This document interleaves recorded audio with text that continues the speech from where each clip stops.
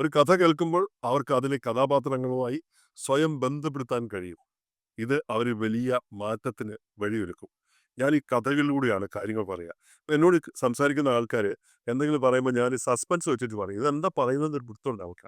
എപ്പോഴും ഞാൻ പ്രസംഗിക്കാനും സംസാരിക്കാനും ഒക്കെ പോകുമ്പോൾ ഞാൻ പറയുക, നമുക്കൊരു കാര്യം പെട്ടെന്ന് മനസ്സിലാക്കാനുള്ള എളുപ്പ വഴി എന്ന് പറയുന്നത്, ആ പറയുന്ന കഥയിൽ പറയുന്ന കാര്യത്തിൽ ഞാൻ എന്നതിന് പകരം നിങ്ങൾ തന്നെയായിട്ട് സങ്കല്പിക്കാമുള്ള. ഈ സ്ഥാനത്ത് ഞാനായിരുന്നെങ്കിൽ ഞാനാണ് എന്ന് സങ്കല്പിക്കുമ്പോൾ നമുക്ക് പെട്ടെന്ന് ആ കാര്യത്തെ മനസ്സിലാക്കാൻ പറ്റും. മറ്റത് നമ്മൾ മാറി നിന്നിട്ട് കാണുകയാണ്. അയാളുടെ എക്സ്പീരിയൻസ് എന്ന നിലയ്ക്കാണ് കാണുന്നത്. ഇത് എൻ്റെ എക്സ്പീരിയൻസ്. എനിക്കാണെങ്കിൽ എന്ന് പറയുന്ന രീതിയിൽ അവരെ അങ്ങനെ കഥയിലൂടെ ഒരു കാര്യം പറയാൻ തുടങ്ങും. "എടാ ഞാനിപ്പോൾ ഒരു കാര്യം പറയാം.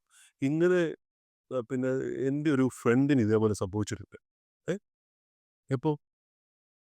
"അപ്പൊ ഇങ്ങനെയാണ്. ഇതുപോലെയുണ്ട്. അതുപോലെയുണ്ട്." എന്ന് പറയുമ്പോൾ കേട്ടുകൊണ്ടിരിക്കുന്ന ജുബിൻ കംപ്ലീറ്റ് ആ കഥയിലെ നായകനില്ലേ ആ ഫ്രണ്ട് അത് ജുബിനായിരിക്കും. അതെ. അതല്ലേ ഐശ്വര്യയായിരിക്കും. നമ്മളെ സങ്കല്പിക്കും നമ്മള്.